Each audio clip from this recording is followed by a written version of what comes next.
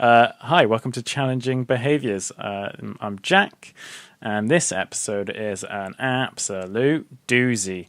I was very lucky in being able to talk to RJ Mitte, who's known for his work in Breaking Bad, and he's done lots of other things, lots of activism, lots of campaigning.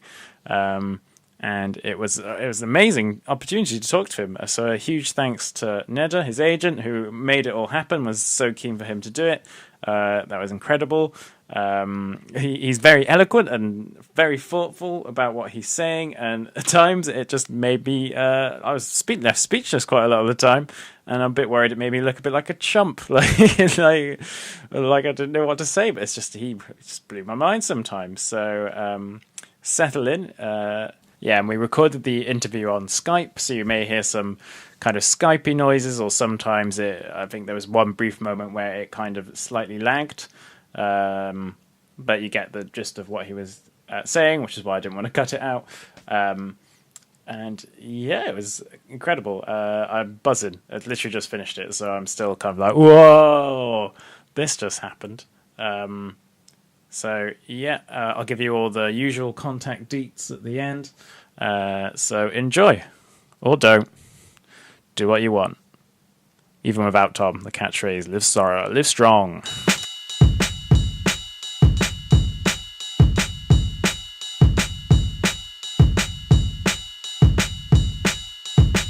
No. Yeah, so it's as loose as we can possibly be.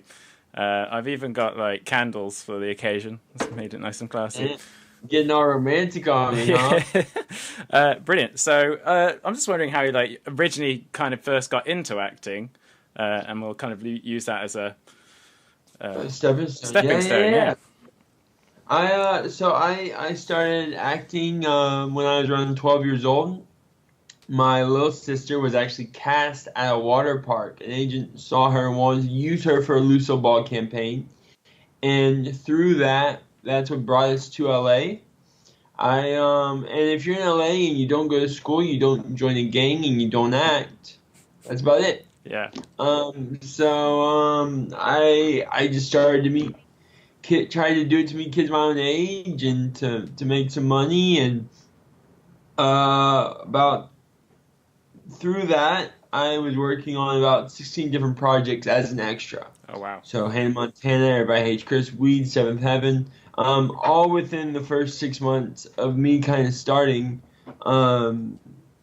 acting. And through that, I had an agent and a manager, and they ended up hearing about the casting call for Breaking Bad, that they were looking for actors with disabilities. And we really at the time didn't really talk or promote my cerebral palsy. Mm-hmm. And when it came down to it, it ended up working out very well. I went into the audition. I went in 5 times, 4 in Los Angeles and once in New Mexico. And I mean, the rest is history. It kind of put me on a path working for Breaking Bad from 13 to 20, pretty much. Yeah.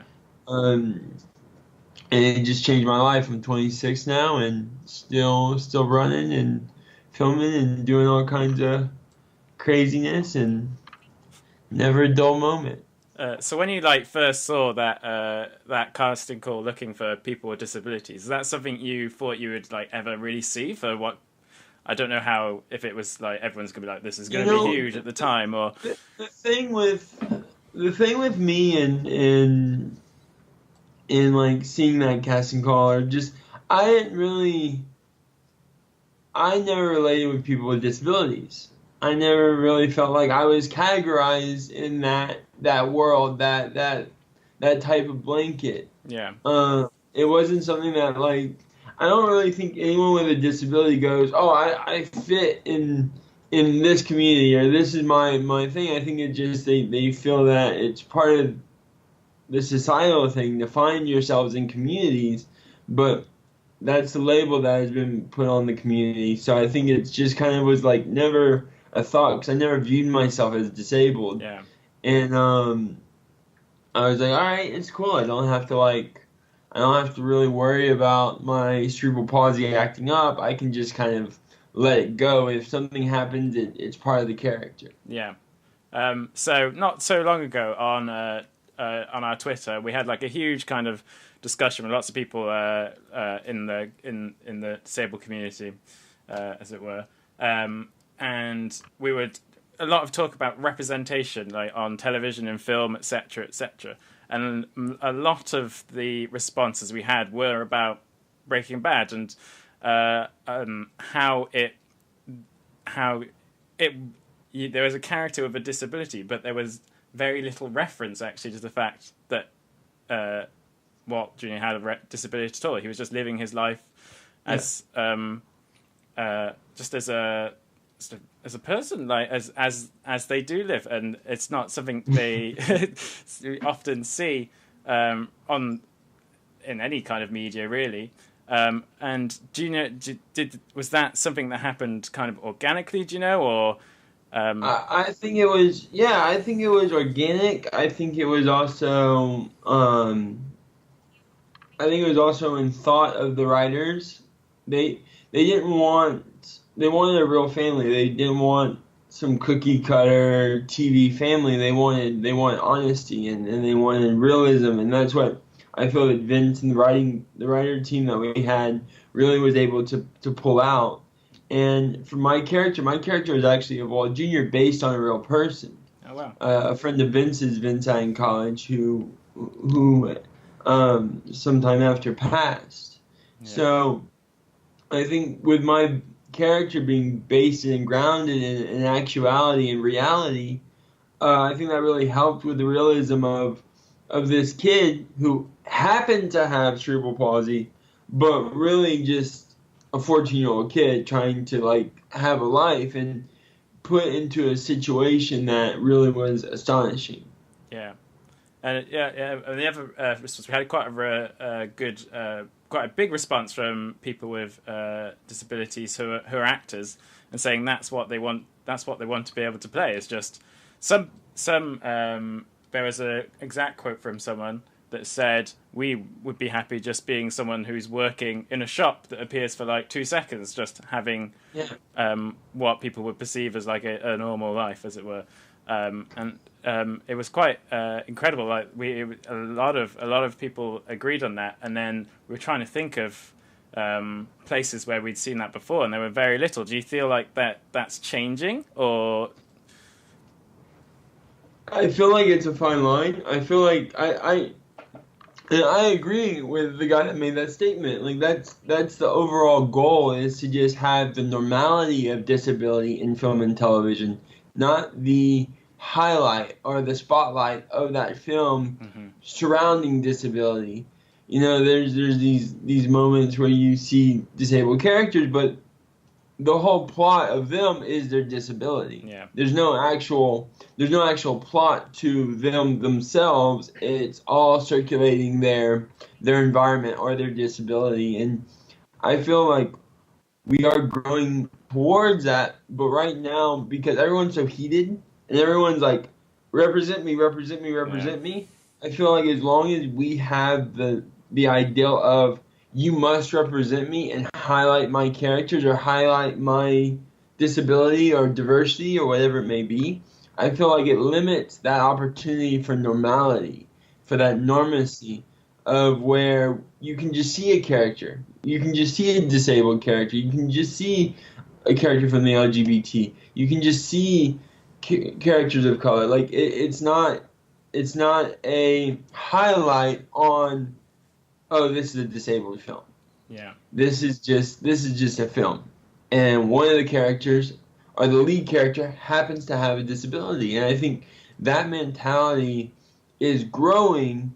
But I mean, I've been working as an advocate now, like as a professional advocate, for probably close to 10 years now.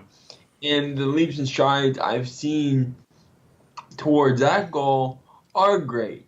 But we have to maintain the mindset that we have now and cultivate that mindset and changing the perspective of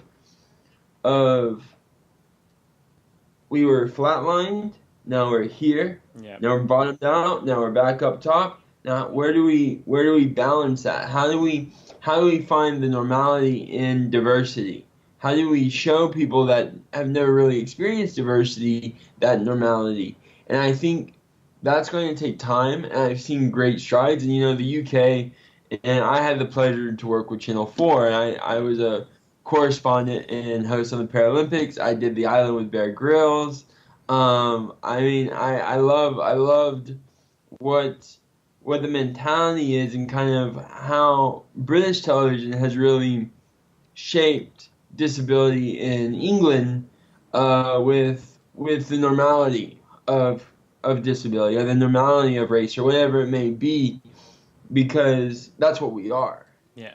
And I think when it comes down to the evolution of that in the States and in like Mexico and Canada and all these other markets around the world, it's evolving and it's growing and it's just time. Yeah. It's not, the issue is the people that know that we need this are getting fed up being patient. Yeah. And I think the people that don't know that we need this don't even know that we need this. Yeah. So I think it's finding the normality of what is a happy medium and what is honesty and accurate representation in the community. Yeah. Yeah. And do you have... Yeah, Michael, I just like it's a lot. Is there like, how do you think, I know it's a big question, but how do you think that message can be made to the people who are making all of the films and the television and all the different things there are now, YouTube, everything? How can a message be sent to them saying, this is what we would like, and how you think it's going to change eventually? And do you think, is there anything that could... I mean, how do you change a mindset? Yeah, that's exactly... I mean, that's what we're doing. That's what we're trying to affect, is how do we change a mindset? How do we change that belief system? What can we get to the people that really have a lot of power, that have the financial backing, that have the stability of the positioning to make the maneuver to really combat this type of not really combat, but alter this type of thinking? And that's a hard question because it's taken this far to get here. And I think with the mindsets of what's happening in our society, of where we are with our presidents and our politicians and kind of where we're at, we're seeing more of tolerance and intolerance, this crazy explosion of both.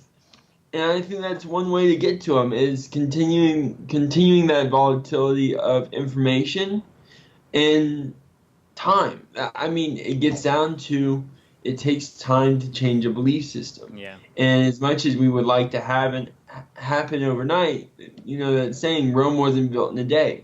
Yeah. And that mentality of evolution, if we want to have it accurately, they have to come to the conclusion on their own. We don't want to just hand them the keys.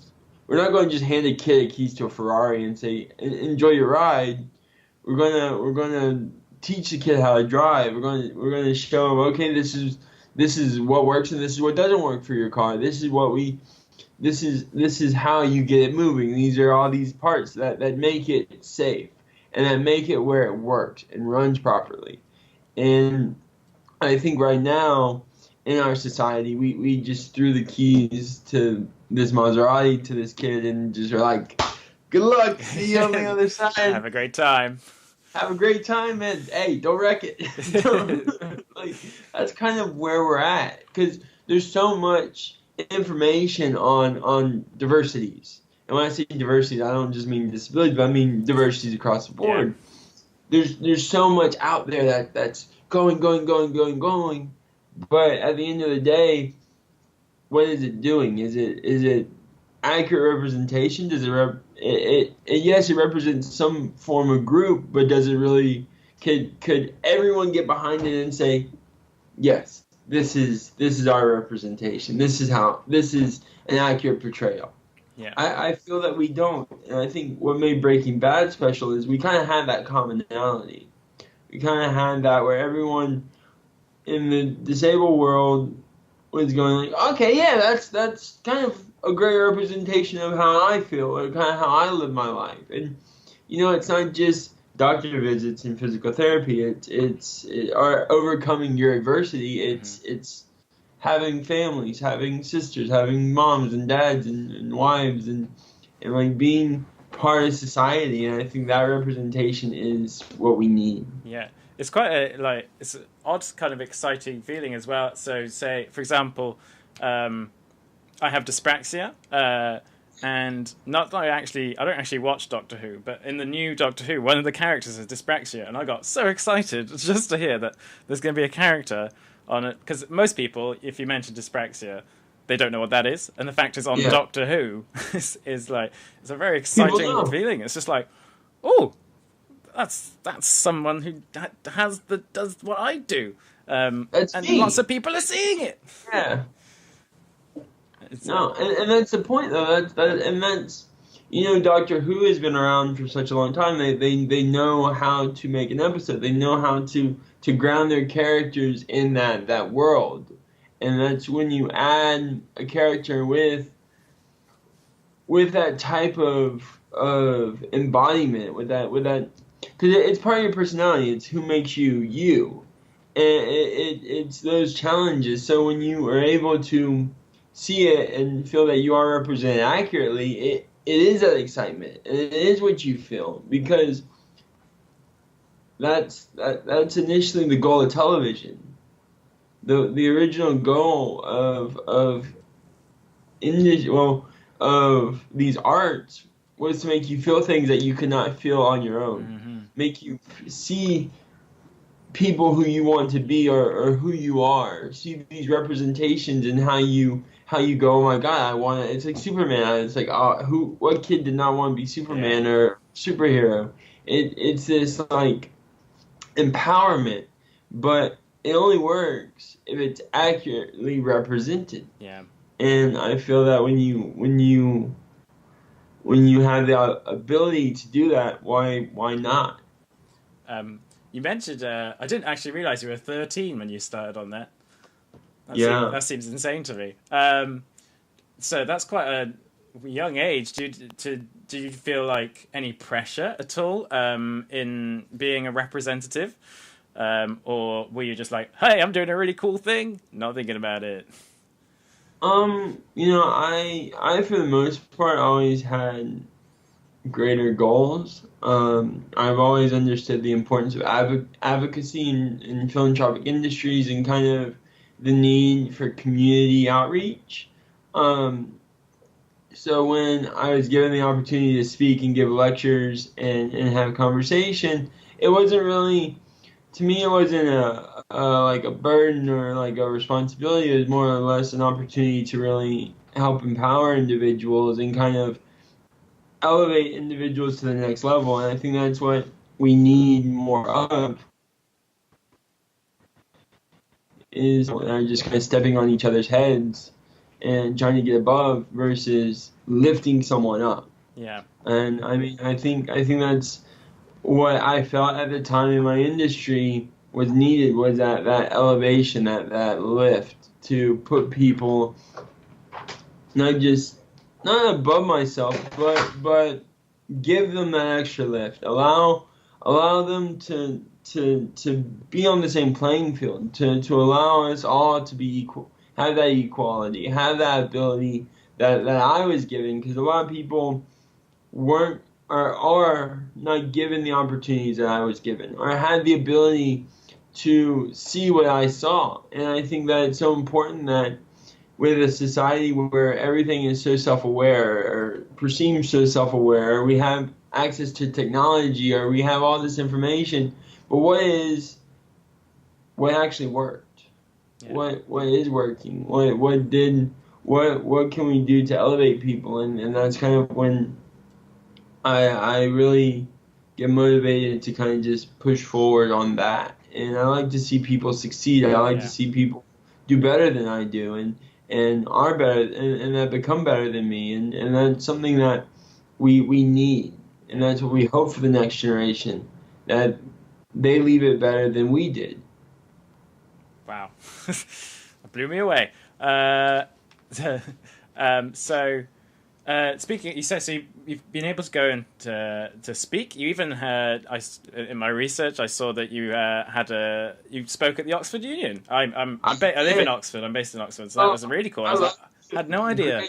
Great town, man. Oxford's a great town. It's great. It's beautiful. But no, I did. I spoke at the union, and it was amazing. I mean, you don't really get much bigger than that.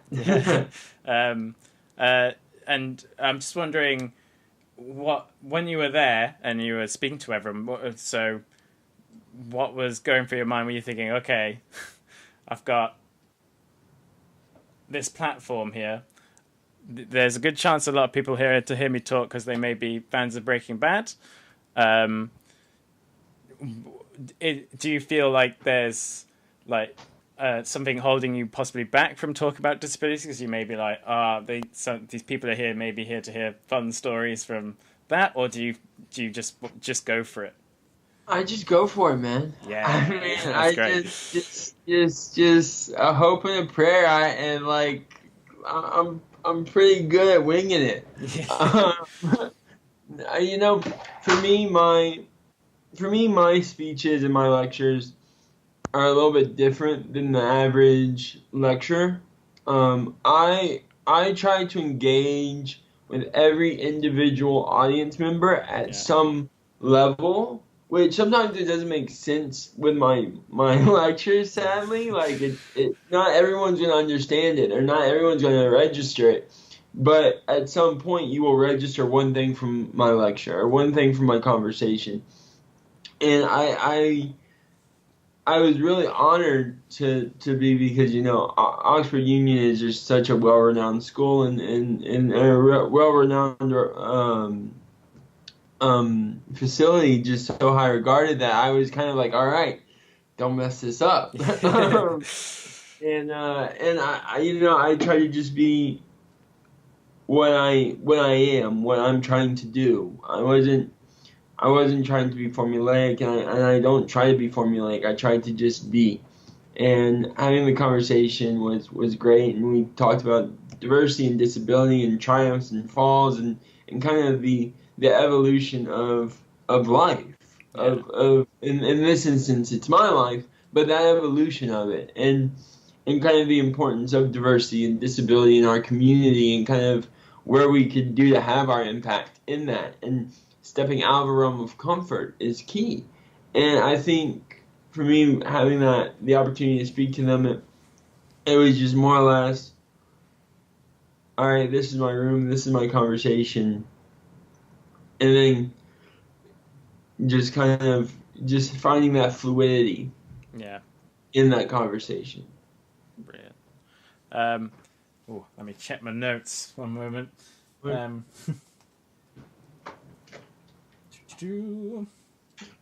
So I also saw that you were also involved in a modelling campaign for Gap. I don't think that actually kind of reached over here, but there have been multiple retailers in the UK at the moment have actually started doing more kind of having more models with disabilities, etc. Is that something that's happening over in America as well? Is this do you feel like this is something that is actually on the rise? Yeah, no, so I had the honor to walk Vivian Westwood in a runway show for her, which that whole team is amazing. And then I also had the pleasure of doing a Kenneth Cole campaign and a Gap campaign here in the States. And, you know, I do see a elevation of accessible fashion, and with that being said, when I say accessible fashion, I don't just mean for people with disabilities. I mean people across the board. Yeah. And I do see a growth in the fashion industry on disability, and diversity in how they make their clothes, how they make them buttons, how can they make them adaptive, or how could they make them more functionable. And I think it's been about time that we had that, because adaptability and functionability and kind of accessibility, you hear these words when you are when you have a disability, Yeah. or when you are a diversity, when you have these things. Those are the words that kind of get highlighted in your world.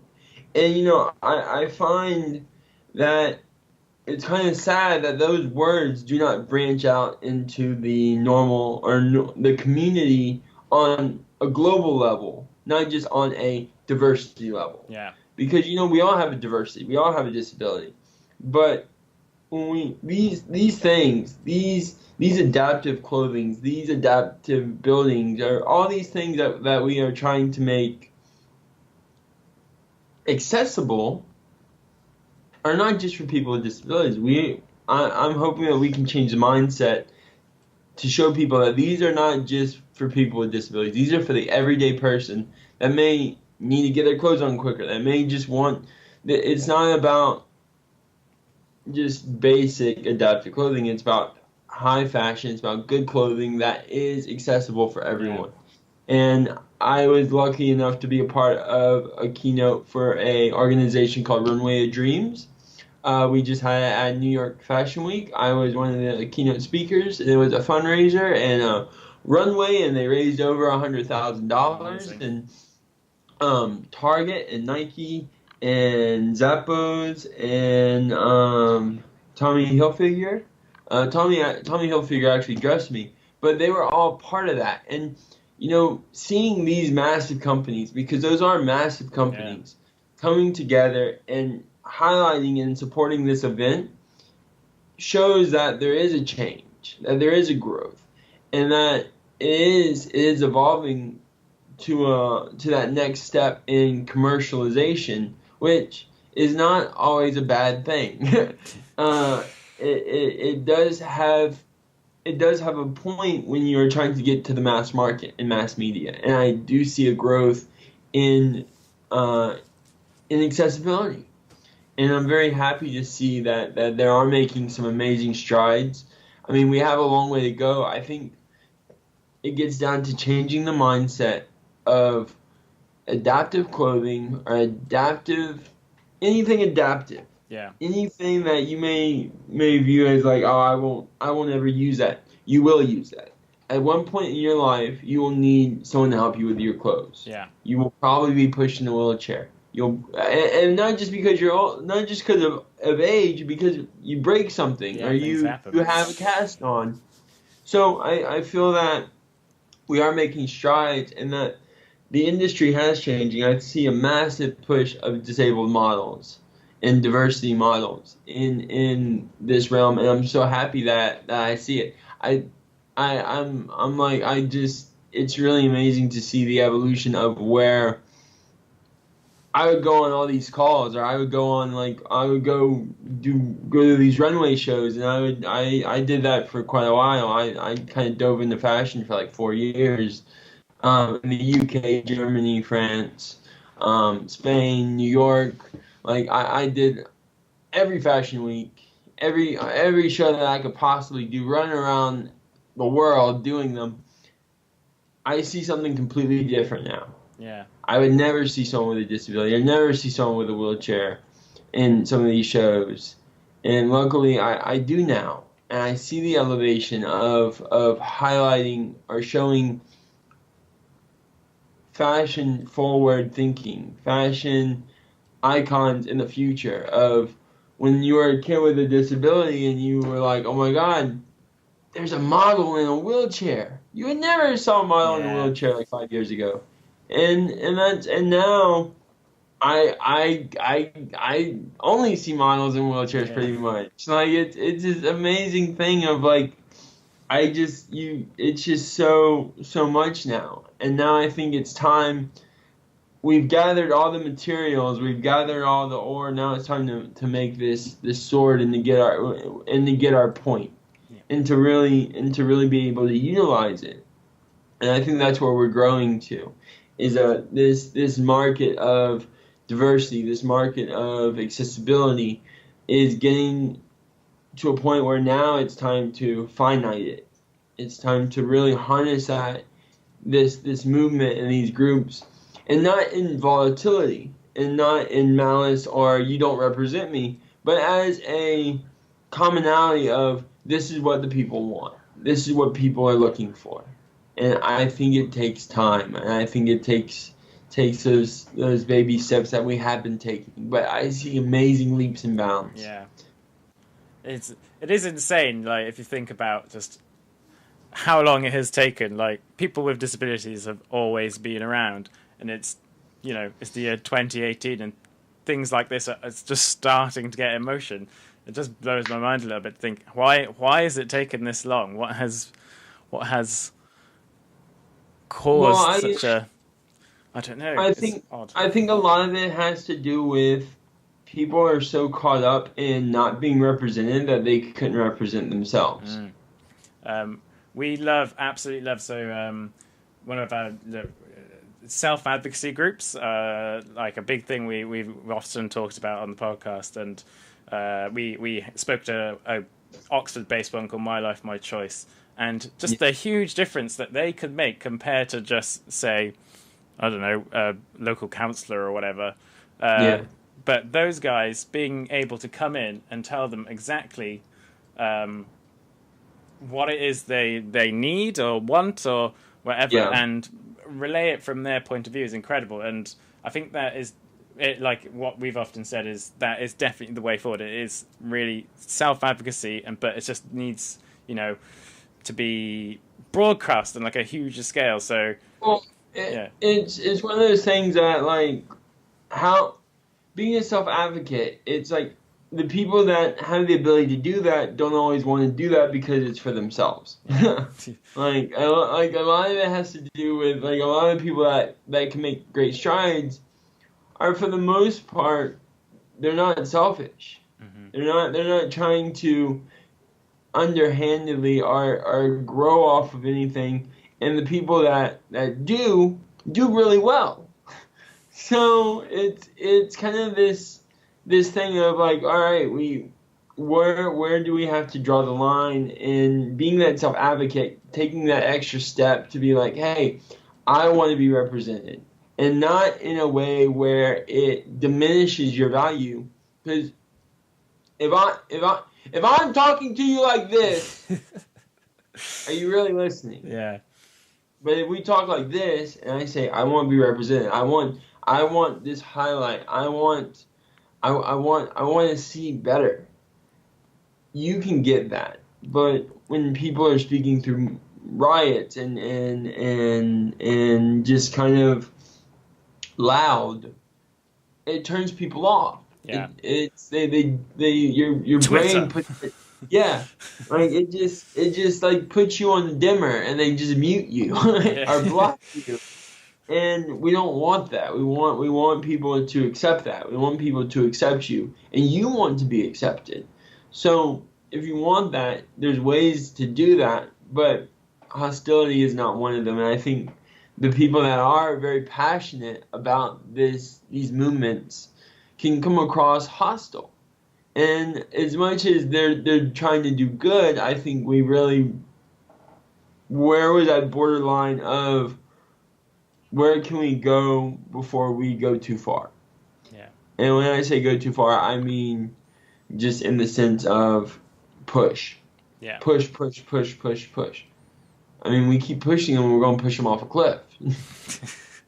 Or they're gonna one day push us back, and we're going off the cliff. Yeah. Right. So I think there's that. I think there's a finite to what that is, and like what we have in our society, because you hear riots, you hear people screaming their voices, and that's something that, like, I hear them, I see them, I know their fight, I know their anguish, but the people up here, they hear something. it's like what's that? And that's what we have to evolve. It's that mentality. Yeah, definitely. You've You've hit so many nails on the head. It's been you've almost left me speechless. It's quite impressive. Um, so I don't know how to put this. So I'm very curious, like about what some of the potential differences in some struggles that people with disabilities have, like in comparison from the US to the UK. So I'm just trying to think of some issues that I've had guests on and we've talked about, etc. So one thing I'm curious about is, so there's a huge campaign going on here at the moment revolving around accessible toilets. And if you speak to most people like in the public and you talk about, say, an accessible toilet, they're just thinking, oh, just a toilet with a handrail. But there's a big campaign going on for something called changing places, which is basically those who may need to lie down and like have their clothes changed. They are very rare. And so a lot of people will end up having to lie down on the toilet floor, which is gross. And I'm just wondering, is there a similar thing that goes on in America? Obviously, it's a huge place, so it's hard to say. And I know, like, it's this. We're all combating the same fight. We really are. And I think the one thing with the UK is how they view disability and diversity. I think that they're very forward thinking. And but hey man, y'all Brits, y'all overthink some things. Yeah.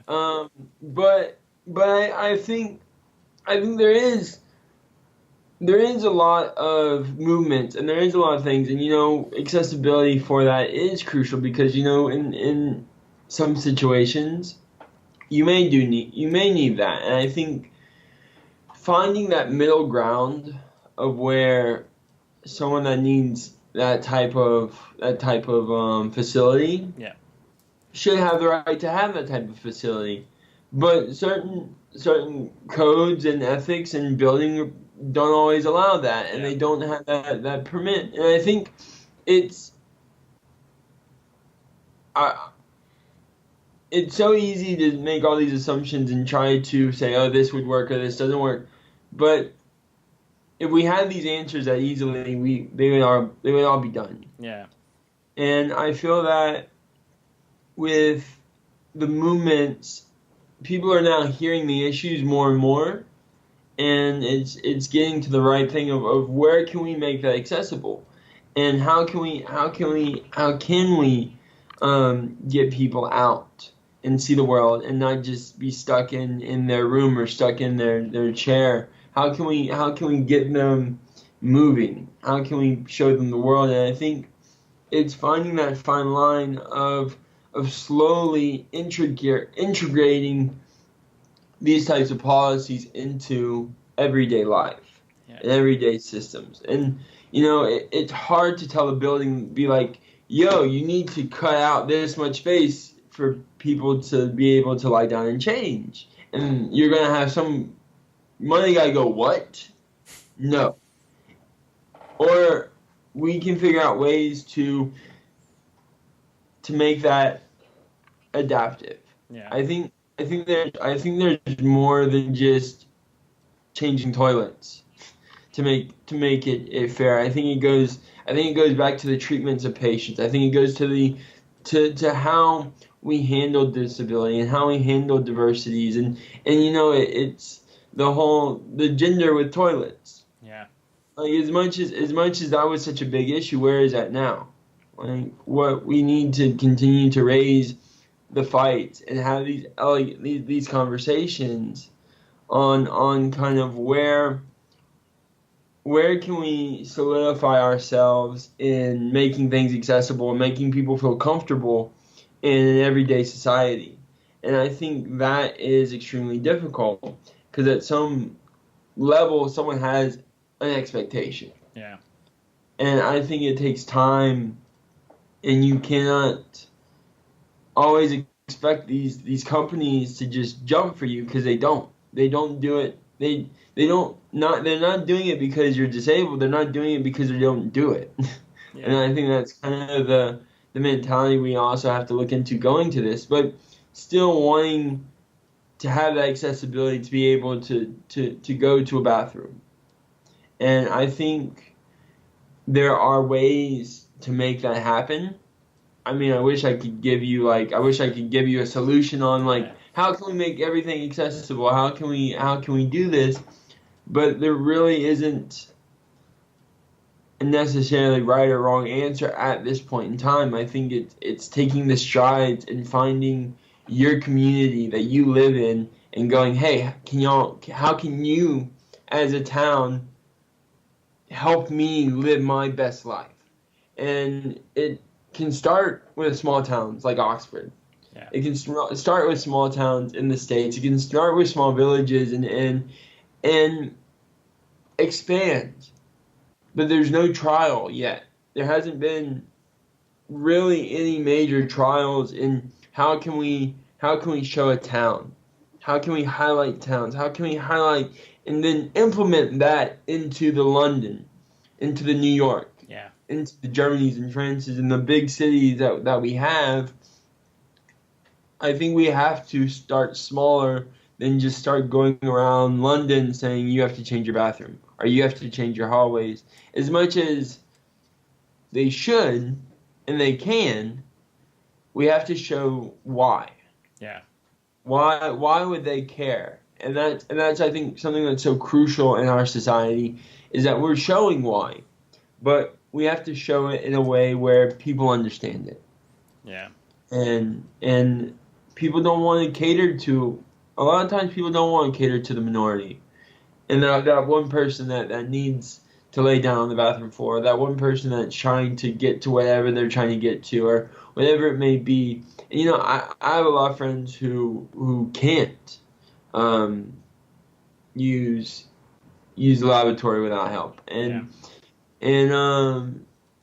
what's funny is as much as hard as it is for them, and sometimes so degrading, they still will get past it. Yeah. And they still have that resilience. Now, how can we make it better?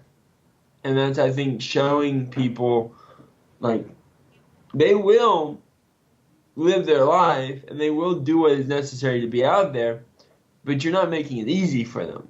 And that's not always bad, but I think now in the time that we live in, with all the accessibility, all the intelligence and information and equipment and knowledge that we have, our information is so spread out and it's so across the board we cannot even comprehend one thing. Yeah. Wow. Well, thank you so much. I know you've probably got a busy day ahead, so no worries. It's been a real honor. I was very surprised, actually. I never thought I'd be able to talk to you. It was amazing. So thank you so much. Pleasure's all mine, man. You know how to find me if you have any more questions. I do.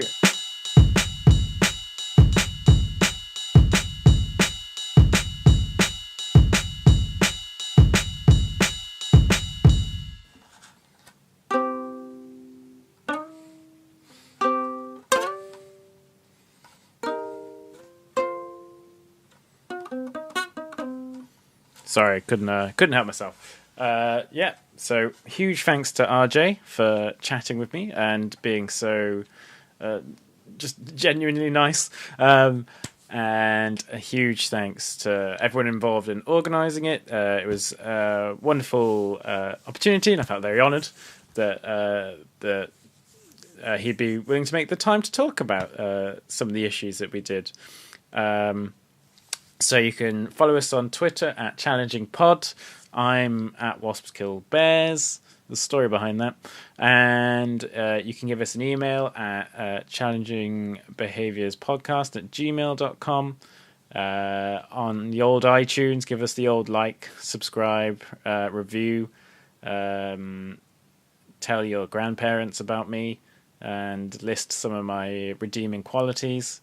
And and I need to also give a huge thanks to so I recently went to the London Podcast Festival and just got chatting to someone, and he recently wrote a book, and he which involved him getting in touch with lots of different people because he was interviewing them, and he kind of showed me the way in like how I can get in touch with different people, and we definitely wouldn't have been able to be in touch, like have had today's episode if it weren't for his input and him being very supportive. But I did, even though we only met like a couple of times and just have very shared interest in some films and podcasts. His name is Timon. Sorry if I pronounced your name wrong, Timon. Singh, and his book is called Born to Be Bad. It's really cool, and he interviews lots of people who played villains, and particularly in like 80s action films. Not really podcast related, but I just feel like as a thank you, I should give him a little plug. So yeah, thank you, Timon. Very much appreciated. Hopefully we'll be back in November. Who knows who with? Got a few people in the pipeline, and hope that my first solo outing with no co-hosts has not been too awful, though for a good chunk of it I haven't actually spoken, which is probably for the best. Say something cool, Tom.